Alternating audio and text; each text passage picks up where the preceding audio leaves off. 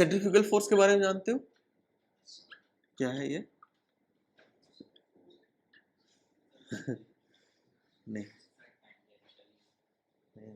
Centrifugal force क्या है ना, जैसे हम लोग सूडो फोर्स पढ़े हैं ना, बस सूडो फोर्स है ये centrifugal force, but centripetal acceleration के अगेंस्ट वाला सूडो फोर्स। ठीक है, जैसे कि समझो कि ऐसे मेरा एक पार्टिकल है जो सेंटर सी और हॉरिजॉन्टल सर्कल में ऐसे घूम रहा है।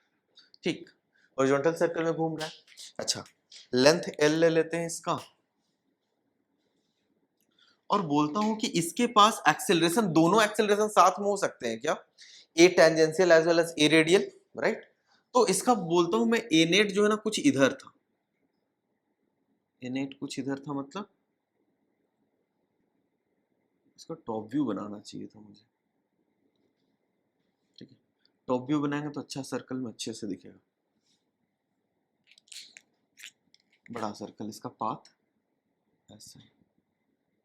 ठीक है, तो ये अपना वेलोसिटी से घूम रहा होगा, जैसा भी है यूनिफॉर्म सर्कुलर मोशन नहीं मानते हैं।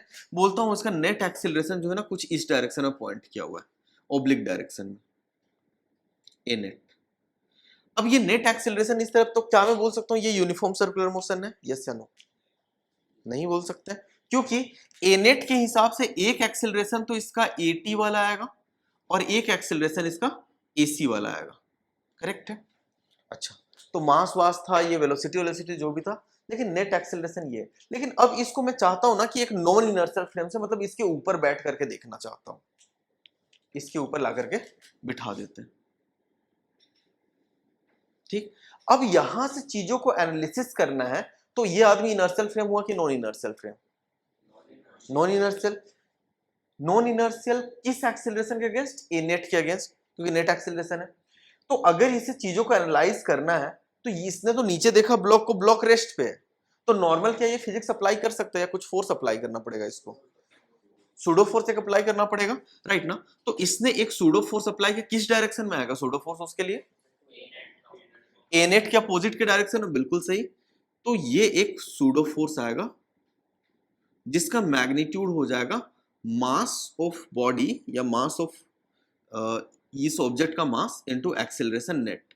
तो क्या मैं इसको सेंट्रीफ्यूगल फोर्स बोल सकता हूं? नहीं, ये एक सिंपल सूडो फोर्स है। लेकिन अब इस सूडो फोर्स का वो वाला कंपोनेंट जो सेंट्रीपिटल एक्सेलरेशन के अगेंस्ट आया था, वो वाला कंपोनेंट जो सेंट्रीपिटल के अगेंस्ट आया था, मास इनटू एसी, ये भी तो एक सूडो फोर्स का कंपोनेंट है ना, राइट? मतलब इस ग्रीन को ही दो पार्ट में तोड़ रहा हूं मैं, एक सेंट्रीपिटल के अगेंस्ट वाला सूडो और एक टेंजेंशियल के अगेंस्ट वाला सूडो। ऐसे तोड़ सकते हैं क्या नेट सूडो को? सूडो नोट को दो पार्ट में तोड़े, एक सेंट्रीपिटल के अगेंस्ट वाला सूडो और एक टेंजेंशियल वाला सूडो। तो इस वाले फोर्स को ना सेंट्रीफ्यूगल फोर्स बोला गया।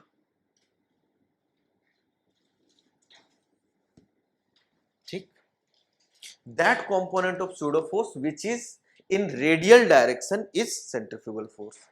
ऐसे तो इसको ड्रॉ करके दो चार लाइन अपने लैंग्वेज में लिख लो। इसका मैग्नीट्यूड कितना हो जाएगा अगर ये v वेलोसिटी से जा रहा था तो सेंट्रीफ्यूगल फोर्स का?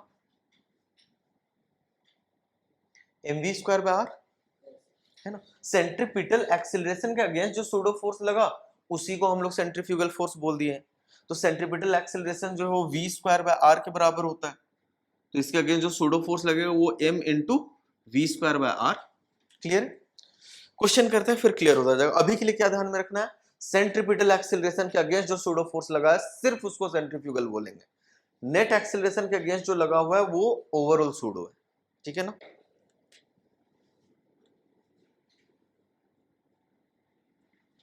टू kg सर्कुलर पाथ में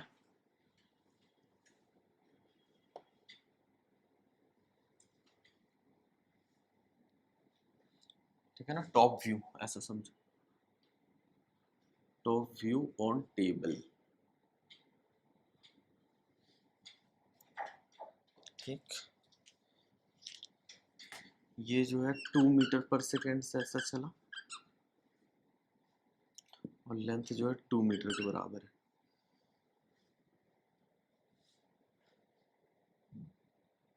मैं इसको नॉन इनर्शियल फ्रेम से सॉल्व करना चाहता हूं, मतलब एक इंसान जो 2 kg के ऊपर बैठा हुआ है उसके फ्रेम में सॉल्व करना चाहता हूं और टेंशन इन स्ट्रिंग फाइंड करके बताओ। नॉन इनर्शियल फ्रेम से मतलब 2 kg के ऊपर बैठ करके इस क्वेश्चन को सॉल्व करना है, ठीक है। इसके ऊपर आकर के मैं बैठ गया, मुझे ये जो मास अब कैसा दिखेगा, रुका हुआ, एक्सेलरेशन इक्वल टू 0, वो बोलेगा वो तो मूव ही नहीं कर रहा है। अच्छा, लेकिन ये इसके ऊपर आकर के बैठा, अब ये इसका एफबीडी बनाकर बोलेगा एक टेंशन तो लग ही रहा था, टेंशन टी, राइट, बट एक सूडो भी लग रहा है। सूडो किस डायरेक्शन में लगेगा, इसका जो भी एक्चुअल एक्सेलरेशन था, एक्चुअल एक्सेलरेशन कितना v² के बराबर था, अब वो उसके ऊपर जाकर के बैठ गया है, तो सूडो किधर लगता है, जिधर खुद का एक्सेलरेशन जस्ट उसके अपोजिट डायरेक्शन में, ठीक। सेंट्रीफ्यूगल इसको नाम बोल देते हैं क्योंकि सेंट्रीपिटल के अगेंस्ट ही आ रहा है।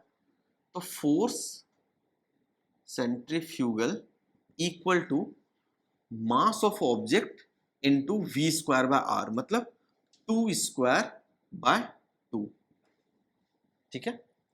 अच्छा, अब ये बोलेगा कि मैं अपने हिसाब से इसका एनालिसिस करना चाहता हूं। ये बोला कि यार इसमें तो फोर्स टेंशन और सेंट्रीफ्यूगल लग रही थी, लेकिन एक्सेलरेशन मुझे 0 दिख रहा था, करेक्ट। तो ये बोलेगा कि नेट फोर्स इसमें बैलेंस होना चाहिए, मतलब T should be equal to 2 × 2²/2, मतलब 4 न्यूटन। 4 ही न्यूटन आएगा ना, तुम लोग का 8 कैसा है। एक्सेलरेशन कहां से होगा, जब तुम उसके ऊपर बैठे हुए हो तो रुका हुआ दिखेगा ना।